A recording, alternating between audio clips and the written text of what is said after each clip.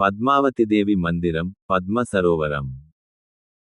తిరుచానూరులోని అలమేలుమంగ ఆలయంలో ఉన్న అమ్మవారిని స్థల పురాణాల ప్రకారం, శాస్త్రాల ప్రకారం, అర్చనాది ఆచారాలను బట్టి లక్ష్మీదేవి అని నిర్ధారించారు.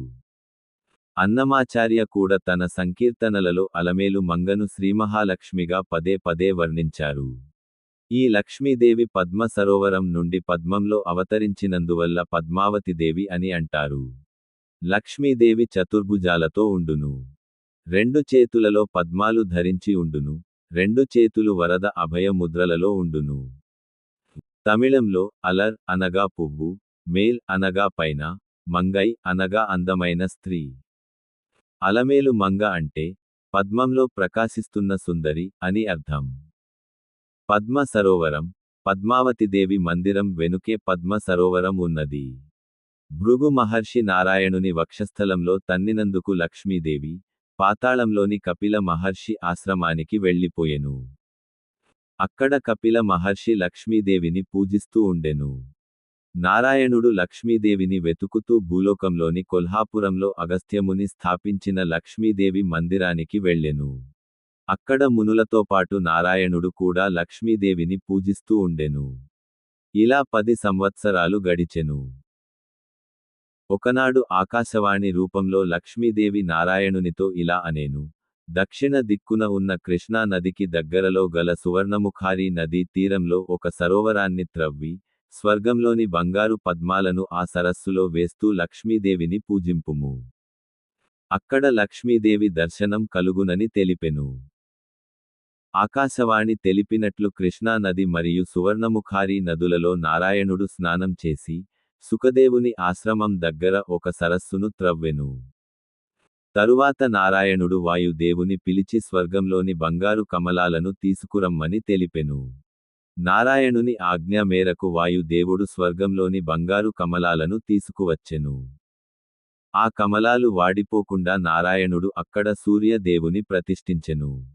ఈనాటికి ఈ సూర్య దేవాలయం పద్మావతిదేవి మందిరం ప్రక్కన ఉన్నది.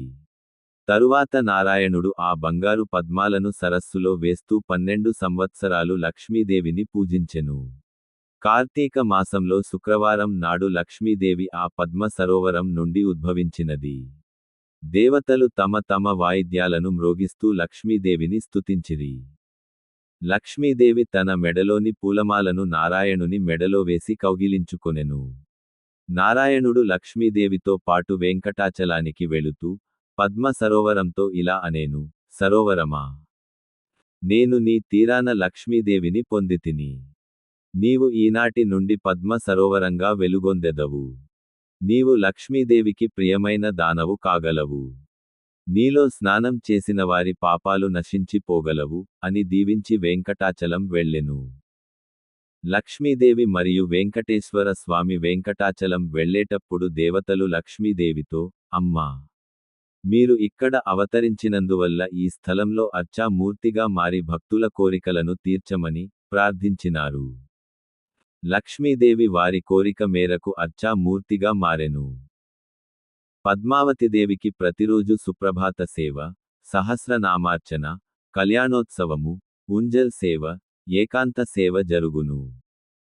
సోమవారం అష్టదళ పాదపద్మారాధన, శుక్రవారం అభిషేకం, గురువారం తిరుప్పావడ సేవ అనే ఉత్సవాలు జరుగును. ఇంకా పద్మావతిదేవికి బ్రహ్మోత్సవాలు, నవరాత్రి ఉత్సవాలు కూడా జరుగును. పద్మావతిదేవి అవతరించిన రోజైన కార్తీక శుద్ధ పంచమి నాడు తిరుమల నుండి గజవాహనంపై వచ్చే చక్రతాళ్వారుతో పాటు పద్మావతిదేవిని పద్మసరోవరంలో స్నానమాచరించడం ఇక్కడి సంప్రదాయం.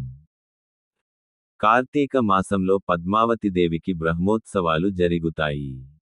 బ్రహ్మోత్సవాలలో ఒకరోజు శ్రీ వెంకటేశ్వర స్వామికి సమర్పించిన పూల మాలతో పాటుగా కుంకుమ, పసుపు, సుగంధ ద్రవ్యాలు, చీర, రవిక, లడ్డూలు, వడలు మొదలగు ప్రసాదాలు పద్మావతిదేవికి అందుతాయి. అన్నమాచార్య పద్మావతిదేవిని కీర్తిస్తూ అనేకమైన కీర్తనలను పాడిరి. అందులోని ఒక కీర్తన భావం, పద్మావతిదేవి మహారాష్ట్రలోని కొల్హాపురంలో శ్రీ మహాలక్ష్మిగాను, నారాయణపురంలో శ్రీ పద్మావతిగాను, తిరుచానూరులో అలమేలు మంగగాను, తిరుమల క్షేత్రంలోని శ్రీనివాసుని వక్షస్థలంపై వ్యూహ లక్ష్మిగాను ఉంటూ తనను దర్శించిన వారి కోరికలను తీరుస్తున్నారు. ఆ జగన్మాత ఎన్నో చోట్ల ఎన్నో పేర్లతో ఉన్నప్పటికీ ఆమె శ్రీనివాసుని పట్టమహిషి, భార్య. అలమేలు మంగ హృదయంలో నారాయణుడు ఉండును.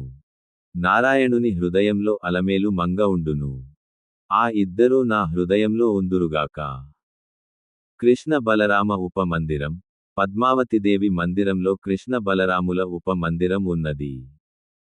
బలరాముడు మహాభారత యుద్ధంలో పాల్గొనకుండా తీర్థయాత్రలు చేయుచుండెను.